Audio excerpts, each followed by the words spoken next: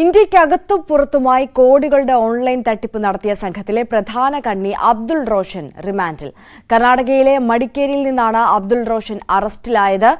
40,000 SIM കാർഡുകൾ, 150 mobile ഫോണുകൾ, biometric സ്കാനറുകൾ എന്നിവയും ഇയാളിൽ നിന്ന് കണ്ടെത്തി.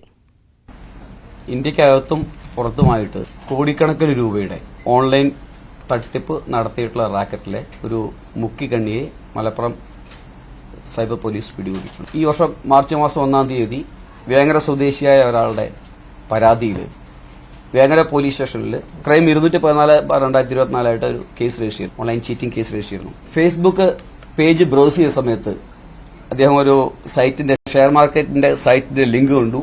അതിൽ അദ്ദേഹം കയറി 2-3 ആഴ്ച അദ്ദേഹം വാച്ച് ചെയ്തു. 1,08,00,000 രൂപ നിക്ഷേപിക്കുകയായിരുന്നു. കൃത്യമായി ചതിക്കപ്പെട്ടു.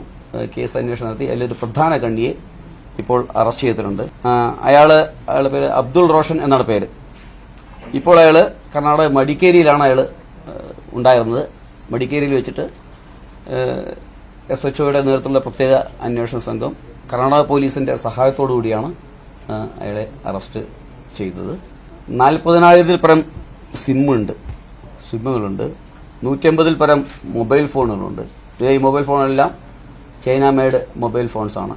IMEI ഒക്കെ അവർക്ക് തന്നെ മാറ്റാൻ പറ്റുന്ന രീതിയിലുള്ള മൊബൈൽ ഫോൺസാണ്. 6 ബയോമെട്രിക് സ്കാനേഴ്സ് ഉണ്ട്. പിന്നെ അതുമായിട്ട് ബന്ധപ്പെട്ട ബാറ്ററി മറ്റു കാര്യങ്ങളുണ്ട്. CV അനുമോദ് കൂടുതൽ വിശദാംശങ്ങളുമായി ചേരുകയാണ്. അനുമോദ്, നമ്മൾക്കൊക്കെ വിശ്വസിക്കാൻ കഴിയുന്നതിനപ്പുറമാണ് ഈ തട്ടിപ്പുകളുടെ വാർത്ത വരുമ്പോൾ ഇവരെ ഏതൊക്കെ തരത്തിലാണ് ആളുകളെ തട്ടിച്ച് പണം ഉണ്ടാക്കുന്നത് എന്നുള്ള കാര്യങ്ങളൊക്കെ ഇത്തരത്തിൽ അറസ്റ്റിലായി കഴിഞ്ഞതിന് ശേഷമൊക്കെ ഈ പോലീസ് ഉദ്യോഗസ്ഥർ വിശദീകരിക്കുമ്പോൾ നമ്മൾ ഞെട്ടലോടെയാണത് കേൾക്കുന്നത്. സാധാരണക്കാരെന്നല്ല, ഇപ്പോൾ വിദ്യാഭ്യാസപരമായും ജോലിപരമായും ഒക്കെ ഉന്നതിയിലുള്ള ആളുകൾ പോലും ഈ തട്ടിപ്പിന് ദിവസവും വിധേയരാകുന്നുണ്ട് എന്നുള്ളതാണ്. ഇതിപ്പോൾ ഈ ഇന്ത്യക്കകത്തും പുറത്തുമൊക്കെ തട്ടിപ്പ് നടത്തുന്ന സംഘത്തിലെ ഒരു പ്രധാന കണ്ണിയാണ് പിടിയിലായിട്ടുള്ളത്, അല്ലേ?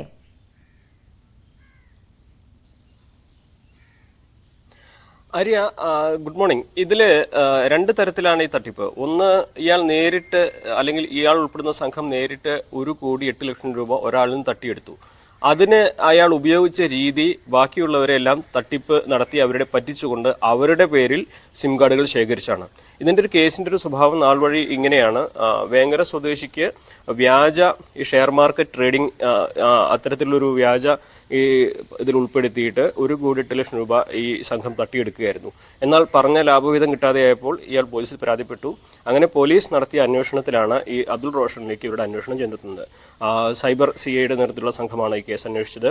അങ്ങനെ കർണാടകയിലെ മടിക്കേരിയിൽ നിന്നും ഇയാളെ അന്വേഷിച്ച് സംഘം പിടികൂടുമ്പോൾ 40,000 സിം കാർഡുകളും 150 മൊബൈൽ ഫോണുകളും ഇയാളിൽ നിന്ന് കണ്ടെടുത്തു എന്നാണ് പറയുന്നത്. അതായത് ഇയാൾക്ക് ഒരു മൊബൈൽ കമ്പനിയുടെ വിതരണ ശൃംഖലയിൽ ഉൾപ്പെട്ട ആളാണ്. അങ്ങനെ ഇയാൾ വ്യാജമായിട്ട് മറ്റൊരു യുവതിയുടെ പേരിലെടുത്ത സിം കാർഡ് വഴിയാണ് ഈ വേങ്ങര സ്വദേശിയെ പറ്റിച്ചത്. ഇതുപോലെ തന്നെ ഇയാൾ ഇത്തരത്തിൽ സിം കാർഡുകൾ നൽകുന്ന മറ്റ് ഏജൻസികളുമായിട്ട് നല്ല ബന്ധത്തിലായിരുന്നു.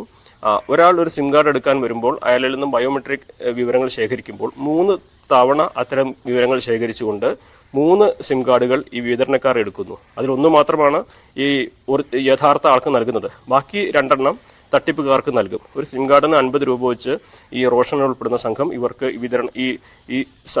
ഇതുമായി സഹകരിക്കുന്നവർക്ക് നൽകുന്നു. അത്തരത്തിൽ ശേഖരിക്കുന്ന സിം കാർഡുകൾ ഉപയോഗിച്ചാണ് ഇവർ തട്ടിപ്പ് നടത്തിയിരുന്നത്. ഇത് വിവിധ 180 മൊബൈൽ ഫോണിൽ വിവിധ IMEI നമ്പറുകളിൽ ഇട്ട് ഓൺലൈൻ തട്ടിപ്പുകളും മറ്റും നടത്തുവാനാണ് ഇവർ ഇത് ഉപയോഗിച്ചാണ് ഇവർ തട്ടിപ്പെല്ലാം നടത്തിയിരുന്നതെന്നാണ് കണ്ടെത്തിയിട്ടുള്ളത്. എന്താണെങ്കിലും ഒരു കേസ് മാത്രമാണ് പുറത്തു വന്നിട്ടുള്ളത്.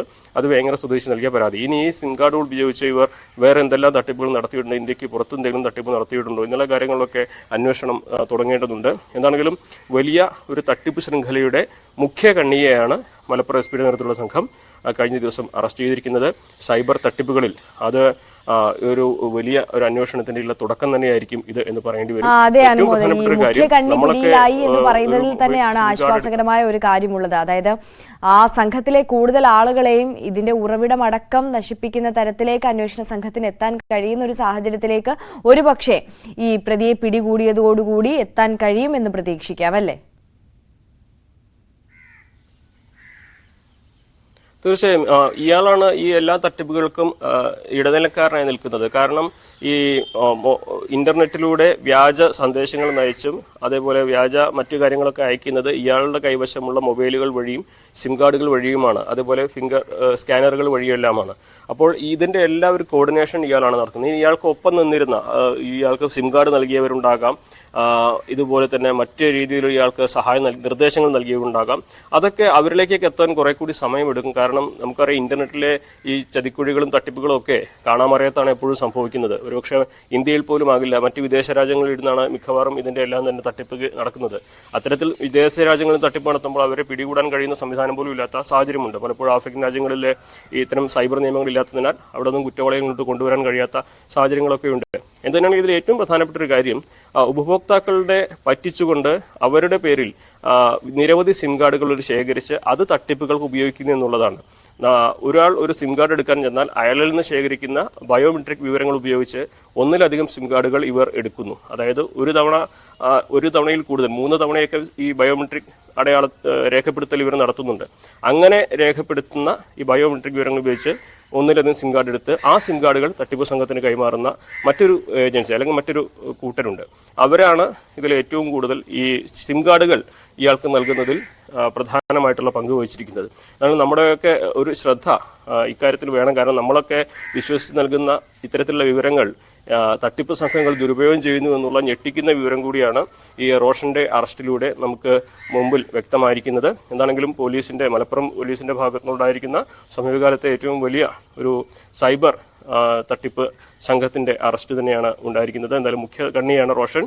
ഈ കേസിൽ അന്വേഷണം തുടരുകയാണ്. ഇയാളെ കഴിഞ്ഞ ദിവസം കോടതിയിൽ ഹാജരാക്കി റിമാൻഡ് ചെയ്തിട്ടുണ്ട്. ആര്യ.